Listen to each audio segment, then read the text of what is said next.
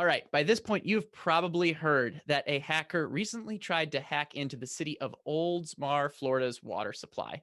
Now, this can ultimately happen to any critical infrastructure, any large enterprise. This individual successfully gained access to the facility's network by hacking in to their TeamViewer software. And their goal was to ultimately increase the amount of sodium hydroxide in the water to dangerous levels. Now, this didn't happen. They ultimately caught it. They caught it manually, but the reality is, if you run a manufacturing enterprise or if you run critical infrastructure, you've probably seen the news. Now it's time to learn what to do to prevent this from happening to you.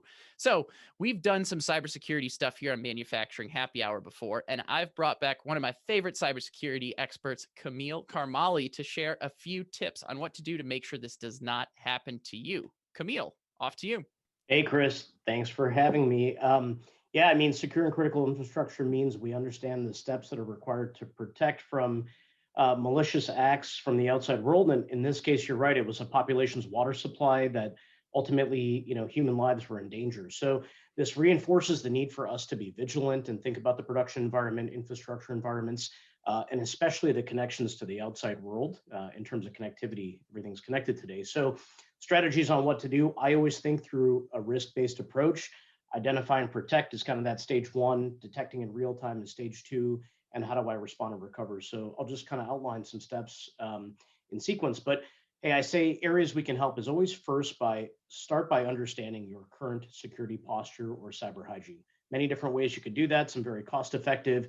It could be a level of assessment or network design activity. It can be conducting asset inventory analysis so you can match your vulnerability or a score rating to the types of remediation steps you have to take. So there's a level of improvement, there's a level of benchmarking, and there's a level of understanding what is my risk today.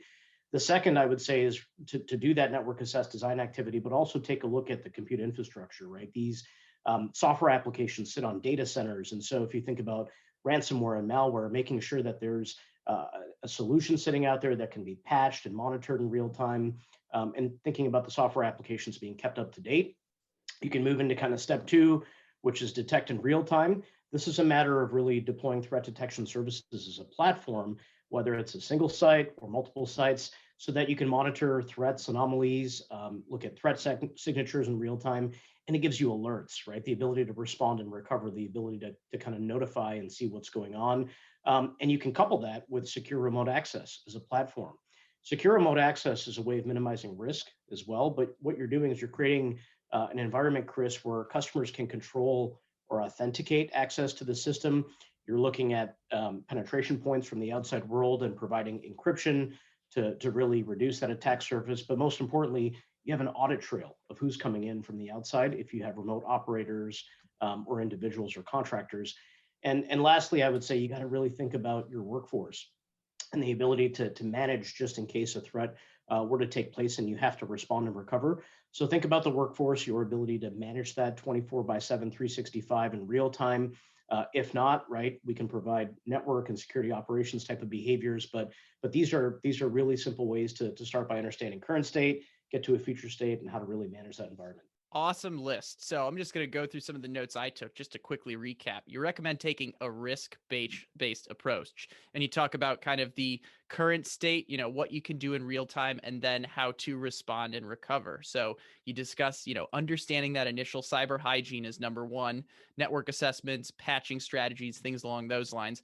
Number two, focus on real time threat detection, secure remote access, and then finally having that respond and recovery strategy. So, hey, it's been great having you back on. For anyone listening, Kamil has actually been on Manufacturing Happy Hour before to talk about this in depth. We have a full cybersecurity mini series on this featuring him and the folks over at Rockwell Automation and their cybersecurity expertise. To get there, go to manufacturinghappyhour.com/cybersecurity for all of your cybersecurity how-to solutions so that this does not happen to your facility as well. Thanks for listening. Thanks for jumping on, Kamil. You're welcome. Thanks, Chris.